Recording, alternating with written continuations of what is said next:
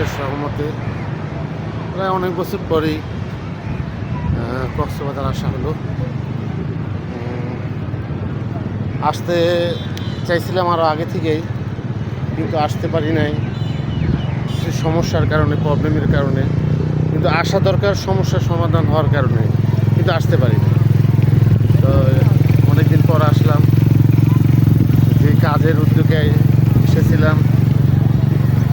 আল্লাহর কাছে হাজার শুকরিয়া, কথাবার্তা বলতে পারছি, বাদ বাকিটা আল্লাহর উপর ভরসা। তো সারা রাত্র জার্নি করছি, সারাদিন অনেক জায়গায় ঘোরাঘুরি করছি, জার্নি করছি, কথাবার্তা বলছি। এইমাত্র আইসা গোসল টোসল কইরা নামাজ টামাজ কইরা বিচে বের হলাম। কারণ যেহেতু কক্সবাজার আইছি, সাগর পাড়ে বের হব না মানায় না। অন্যান্য সময় হইলে হয়তো বের হইতাম না, রাত্রে বের হইতাম, কিন্তু এখন মনে হয় যে না, একটু দিনেই বের হই। তাই দিনেই বের হলাম, কারণ দিনের বেলা ঘোরা একটা মজাই আলাদা। রাতের বেলা শুধু নিজে দেখতে পারবো, কিন্তু আপনারা যারা আমার সাথে আছেন তারা তো কিছু দেখতে পারবেন না। যার কারণে দিনে আসলাম। ভালো লাগতেছে, শরীরটা খুব খারাপ লাগছিল, এখন মোটামুটি অনেক ভালো লাগতেছে।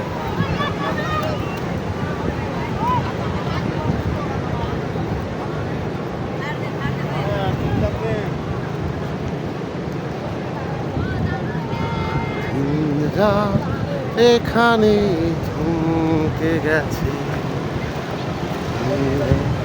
ছেলে পাথর দেয়ালে, প্রতি নিঃশ্বাসে মৃত্যুর দিন আমি গুনছি।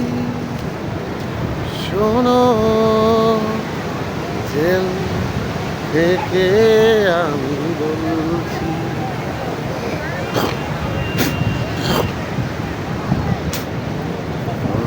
দিন আকাশ দেখি যায় না তারা, রে সেলটায় আমার স্মৃতির কাছে ধরা।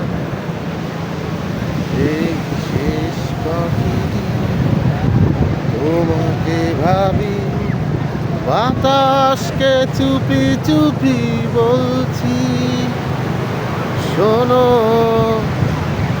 জেল থেকে আমি বলছি, জীবনেরই ক্ষণে ইচ্ছেগুলো টানাটানি হয়ে গেছে অন্তর। অবুঝ মনটা শুধু চায় যে নিতে তোমার চুড়ে মৃদু গন্ধ। এই শেষ কটা দিন তোমাকে ভাবি, বাতাসকে চুপি চুপি বলছি। শোনো, জেল থেকে আমি বলছি। এক সময় অনেক গান গাওয়া হইতো, ধরতে গেলে সেটা বিবাহের অনেক আগে, যখন বিয়ে করি নাই তখন গান গাইতাম। অনেক বছর গান গাইছি, ভালো বছর, প্রায় 12-13 বছর, 14 বছর, আরও বেশি হইতে পারে সম্ভবত। পাগলের মতো গান গাইছি, দিনে নাই রাত্রে নাই, যখন মন চায় তখন গান গাইছি। ধরতে গেলে গানের একটা ভক্তই ছিলাম আমি। ছিলাম, আমার ঘনিষ্ঠ বন্ধু মিঠু ছিল, আমরা দুজনে মোটামুটি ভালো গান গাইতাম, ঠিক আছে, সারাক্ষণ গান গাইতাম। আর সোজা কথা, গানের ব্যাপারে এক ধরনের উন্মাদ ছিলাম, ঠিক আছে। গান না গাইলে ভালো লাগতো না। সকাল নাই, বিকাল নাই, রাত্র হইলে বেশি গাইতাম, সন্ধ্যার পরে থেকে আরও বেশি গাইতাম, ঠিক আছে। তো কত দিন পার হয়ে গেল, ঠিক আছে, কত বয়স হয়ে গেল, কত মাসের পর মাস গেল, কত সময় গেল, কোনো কিছুই কিন্তু আর বসে থাকে না। আমাদেরও বয়স হয়ে গেল, বিয়ে হলো, ছেলে সন্তান হলো, মেয়ে সন্তান হলো, সবাই এখন বড় হয়ে গেল। এখন আমরা হয়ে গেছি বৃদ্ধের কাতারে। তাই জীবনে অনেক কিছু করলে চাইলেও এখন করতে পারি না, আর করতে চাইলেও মন মানসিকতা ওরকম থাকে না। তা যার কারণে ইচ্ছা থাকা সত্ত্বেও সব কিছু এখন আর আগের মতো করা যায় না। কিন্তু সাগরের পাড়ে আসলে খুব ভালো লাগে। সাগর এমন একটা বৈচিত্র্যময় সুন্দর একটা নীলাভূমি, যেখানে আসলে মানুষের দুঃখ থাকলেও ভালো লাগে, সুখ থাকলেও ভালো লাগে, টাকা পয়সা থাকলেও ভালো লাগে, একা থাকলেও ভালো লাগে, ফ্যামিলির সাথে থাকলেও ভালো লাগে।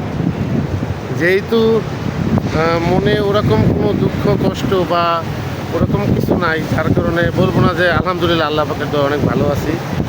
তারপরে বলি, সাগর এমন একটা জায়গা যেখানে মানুষজন চাইলে অনেকেই আসতে পারে, এবং যার মনে যেই কষ্ট দুঃখ হাসি নিয়ে আসুক সবগুলোই পূরণ হয়। কেউ যদি দুঃখ নিয়ে আসে তখন তার দুঃখ পূরণ হয়, যদি কেউ সুখ নিয়ে আসে তার সুখ পূরণ হয়, যদি কেউ একাকিত্ব নিয়ে আসে তখন তার একাকিত্ব পূরণ হয়। মনে হয় আজকে খুব কথা বেশি বলতেছি, কারণ অনেক বছর হয়ে গেছে না কোনো চিঠি লিখছি, না কোনো কবিতা লিখছি, কোনো কিছুই লেখা হয়নি। তো যার কারণে আজকে মনে হইল যে না, জীবনের এই প্রান্তে আইসা এই বয়সে কিছু কথা প্রজন্মের জন্য রাইখা যায়। হয়তো একদিন আমি থাকবো না, হয়তো মারা যাব, ঠিক আছে, কিন্তু সেদিন আমার এই কথাগুলা, আমার এই স্মৃতিগুলা আমার আপনজন দেখতে পারবে। জানি না তাদের কাছে কতটুকু ভালো লাগবে, কিন্তু আমি মৃত্যুর পরও আমার এই মুখখানা, আমার এই কথাখানা ঠিক এরকমই থাকবে, যেরকম এখন আজকে আমি আপনাদের সামনে ভিডিও করতেছি, ঠিক স্টিল এইভাবেই, এই সময়, এই টাইমে, ঠিক এই ক্ষণেই একটা বন্দি হয়ে গেল, স্মৃতি যাকে বলে স্মৃতিবন্দি হয়ে রইল। আপনারা সবাই ভালো থাকবেন, আমার জন্য দোয়া করবেন, সবাই 5 ওয়াক্ত নামাজ পড়বেন, বাপ মায়ের সেবা যত্ন করবেন। আসসালামু আলাইকুম।